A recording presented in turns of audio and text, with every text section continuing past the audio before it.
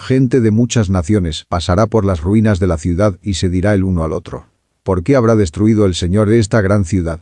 Y la contestación será: porque violaron su pacto con el Señor su Dios al rendir culto a otros dioses. Jeremías 22, 8 y 9. Recordemos que el Señor no dejó en destrucción la ciudad de Jerusalén sin advertencia alguna.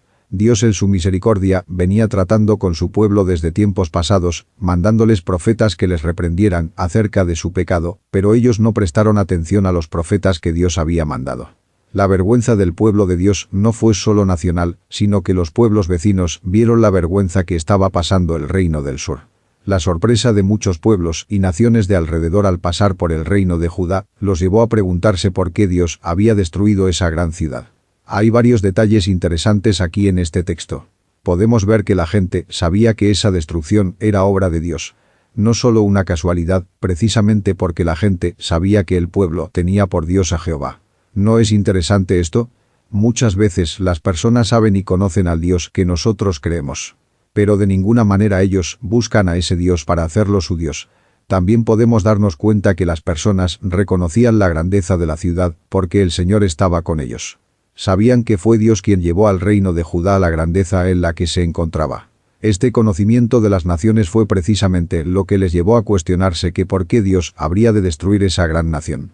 Ellos sabían que posiblemente el pueblo de Dios le había sido infiel. Y precisamente la contestación a su pregunta afirmaba la infidelidad del pueblo de Dios. La respuesta sencilla es: violaron el pacto que habían hecho con Dios. Recordemos un poco la historia de Israel en el desierto, después de haber salido bajo el cautiverio de Egipto. Dios los rescata con mano poderosa del faraón. Los traslada ahora a la tierra prometida. La nación se estaba formando, ya estaba conformada por personas. En un sentido general, lo que se necesita para conformar una nación es que haya pueblo, el pueblo tenga su ley y que tenga su propia tierra. Israel ya estaba dando su primer paso.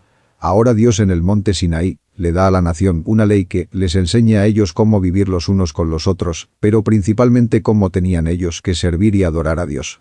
Tenemos los 10 mandamientos y los primeros están exclusivamente dirigidos para que ellos agraden a Dios. Veamos lo que dice Éxodo 21 al 3. Yo soy el Señor tu Dios, quien te rescató de la tierra de Egipto, donde eras esclavo.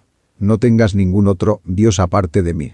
No te hagas ni una clase de ídolo ni imagen de ninguna cosa que está en los cielos, en la tierra o en el mar. No te inclines ante ellos ni les rindas culto, porque yo, el Señor tu Dios, soy Dios celoso, quien no tolerará que entregues tu corazón a otros dioses. Con solo leer este pacto que vemos en Éxodo podemos entender por qué el Señor destruyó la gran ciudad. Nuestro mismo texto de Jeremías nos dice que ellos rindieron culto a otros dioses. Deuteronomio les decía muy claramente lo que pasaría si ellos dejaban al Señor y rendían culto a otros dioses. Dios no había dejado sin advertencia a su pueblo.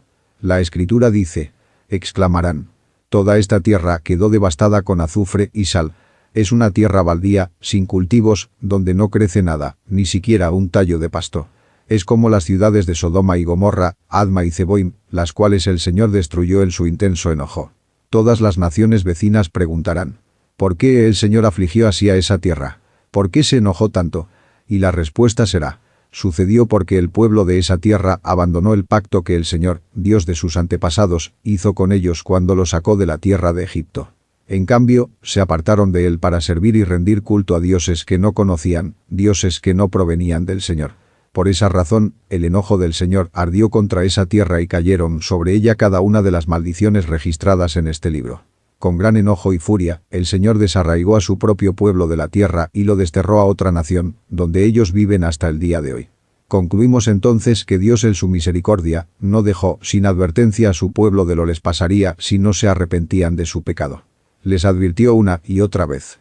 Pero el pueblo no escuchó a la palabra de Dios por medio de los profetas. Esta es la misma realidad que vemos hoy. Dios ha dado su palabra escrita que nos advierte del juicio venidero por el pecado que ha abrazado este mundo. Si ellos no se arrepienten recibirán el justo castigo de Dios. No pueden culpar a Dios que no les advirtió, porque la predicación de la palabra de Dios ha sido constante. Cada persona busca su propio Dios personalizado, algunos de ellos son su propio Dios. El mundo le ha dado la espalda a Dios. Lo que ellos necesitan es que se les advierta de su pecado y que se vuelvan arrepentidos a Dios y hallarán gracia de parte de nuestro Señor y Salvador Jesucristo. Dios no quiere que ninguno perezca, sino que todos procedan al arrepentimiento.